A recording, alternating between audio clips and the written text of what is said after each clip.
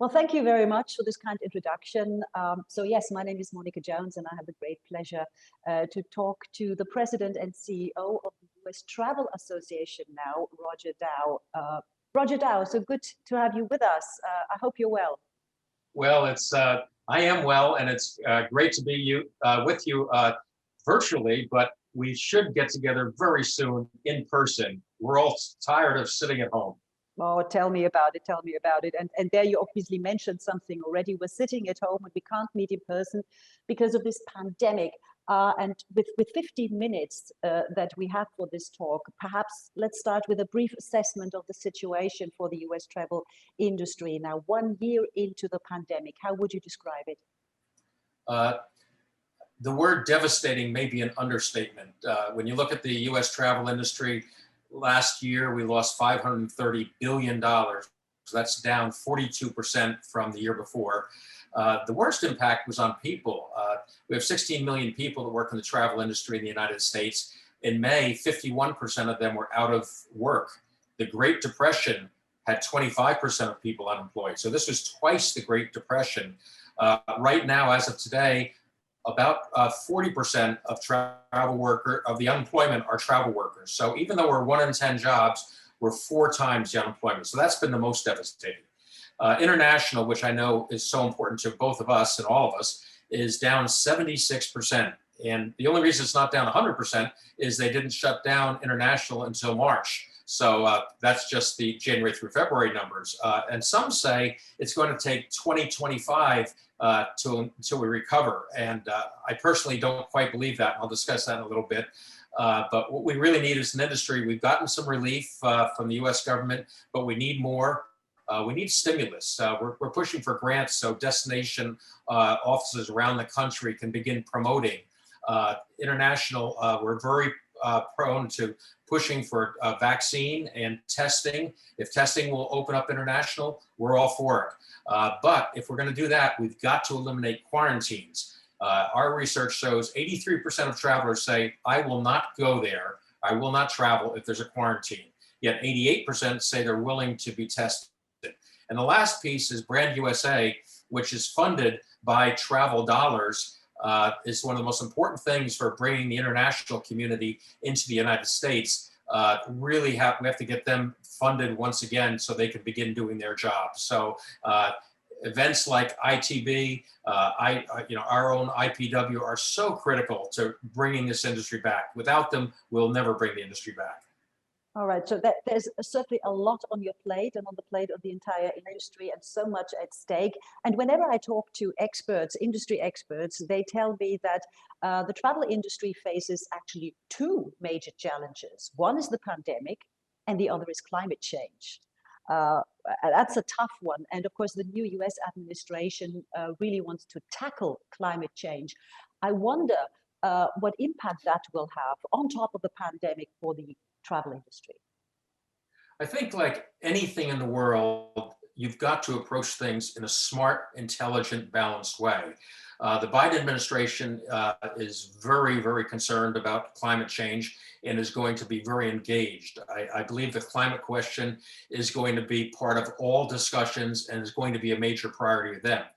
That said, I think we've got to be smart and have balance. We've got to balance health and safety. We've got to balance the memories of travel and the economic, and they're not mutually exclusive. You can do both. You can address climate change. You can still do the others. And I think every sector is really focusing on climate change initiatives. I'm watching the airline industry, hotel industry, conventions, all focus on that. When it comes to infrastructure, there's a lot of changes going on, and electrification and the future of mobility is going to be so important to look at. The the sustainable fuel options they have. But if we put it all together, we can continue to address this issue, be great citizens, but also have great travel. And it's that word of balance that I really think is critical.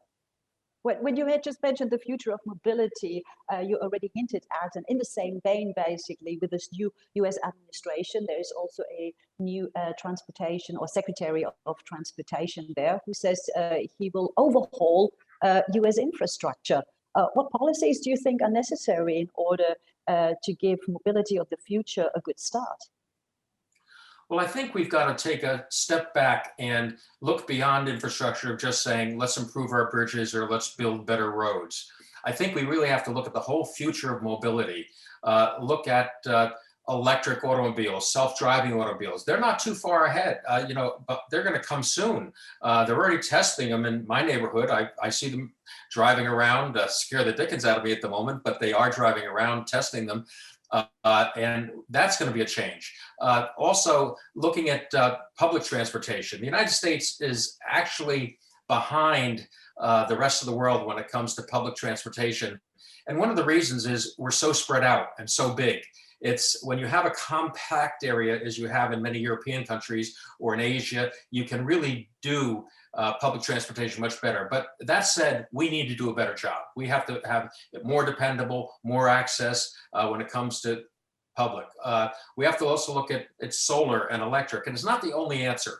I think we have to look at the different kinds of fuels, as I said earlier, we use, and really make sure that our national parks, we have the transportation infrastructure to get there, because one of my colleagues once said, I don't compete with other destinations, I compete with the road system. So if we can't have efficient travel, travelers are going to say, I just won't make that trip. It'll shorten the trip. So infrastructure is so important, but we just can't say we're going to add better roads and bridges. We've got to step back and really think this thing. More biometrics, more technology, make travel safe and more efficient. Now, of course, we've all been sort of in a state of paralysis for a year now, and we're all so keen to be mobile again. And in preparation for our talk, I looked at the website of the U.S. Travel Association. It says there clearly that the U.S. Travel's mission is to increase travel to and within the United States. And I wonder how that fits with reducing CO2. What's the industry do in order to have both more travel, but also reducing CO2? Yeah, when you look at reducing CO2, it is important, and we're making very good progress. Every sector of our industry is setting very aggressive goals. I look at what the airlines are doing on fuel alternatives, more efficient engines, more efficient planes. I look at the cruise industry, replacing diesel with liquid natural gas.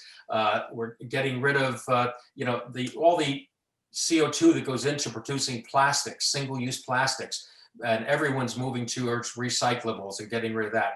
It's also an education opportunity. Our younger people are much more focused on this than folks like me are and should be, because they're growing up with this. And I think as this next generation begins taking over our travel industry, it's going to be a much bigger priority. But as I said earlier, when it came to climate change, we have to have balance, we have to be smart, but we must set aggressive goals or we'll never get there. In how far do you think that we will see, to some extent, travel behavior as we did before the pandemic? For example, business travel certainly has slowed significantly. How important, or how big a role does business travel, like traveling to conventions, to meetings and so forth, play for the US economy? Business travel is critical to the economy, both globally and in the US. Leisure has come back domestically. The drive market is only down 5 or 10%. But business travel is so important. To put it in perspective, business travel is down 70%. Just like I spoke earlier, that's mostly because of the business travel that took place January through March, but it's basically been shut down. That has cost the US economy, travel economy, $240 billion. And when you look at it, there's a couple of problems with business travel and bringing it back. One of the most important is corporate travel policies. Many companies, or I'll say most companies, have said, do not travel, do not go to meetings. So no matter what we do as a travel industry, unless those policies are changed and people can travel safely, we won't bring it back. So that's very important.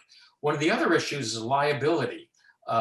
We'd like very much to see liability so someone doesn't sue you for saying, I went on a trip and I got sick on the trip.